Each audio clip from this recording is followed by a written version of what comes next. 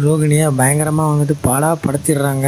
So இந்த விரதம் அந்த விரதம் இதை பண்ணணும் அதை பண்ணணும் அப்படின்னு சொல்லிட்டு ரொம்ப டென்ஷன் ஆக்கிடுறாங்க நம்ம ரோகிணியை வந்துட்டு எனக்கு அப்பாவே கிடையாது, நான் எதுக்கு வந்துட்டு இதெல்லாம் வந்துட்டு பண்ணணும் அப்படின்ற மாதிரி வந்துட்டு யோசிச்சுக்கிட்டு இருக்கேன்.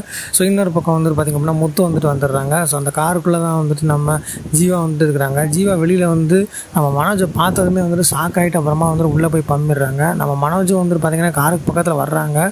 ஸோ அங்கே வந்துட்டு பார்த்திங்க அப்படின்னா உள்ளே இருக்கிறதுனால அவங்களால வெளியிலேருந்து பார்க்க முடியல. ஸோ அதுக்கப்புறம் முத்துவும் வந்துட்டு பார்த்திங்க அப்படின்னா அந்த இடத்த விட்டு கிளம்பிடுறாரு. ஸோ நம்ம ரோஹிணி வந்துட்டு பார்த்திங்க அப்படின்னா பார்லருக்கு போயிட்டு ஸோ இந்த மாதிரி என்னால் வந்துட்டு இங்கே இருக்க முடியல, கனடாவுக்கு வந்துட்டு இவன் போயிட்டான் அப்படின்னா என்னோடய பிரச்சனைலாம் தீந்துடும், நானும் அங்கேயே போயிடுவேன் அப்படின்ற மாதிரி வந்துட்டு சொல்லிட்டு இருக்கிறாங்க. ஸோ அதுக்கப்புறமா வீட்டுக்கு வந்ததுக்கப்புறமா வந்துட்டு பார்த்திங்க அப்படின்னா ஸோ நம்ம முத்து வந்துட்டு நம்ம சுத்தியை வந்துட்டு கலாச்சிட்டு இருக்காங்க. ஸோ உங்கள் அப்பாவும் ஜெயிலில் மாட்டிக்கிட்டார் அப்படின்னா நீ இதெல்லாம் வந்துட்டு பண்ணணும்ல, கற்றுக்கோ அப்படின்ற மாதிரி வந்துட்டு சொல்கிறாங்க. ஸோ உங்களோட கருத்துக்கள் எதுவும் வந்து மறக்காமல் கான்பாஸ் பண்ணி பண்ணுற அடுத்த ப்ரோமோட் அப்படி தெரிஞ்சுக்க போய் சப்ஸ்கிரைப் பண்ணி வச்சுக்கோங்க.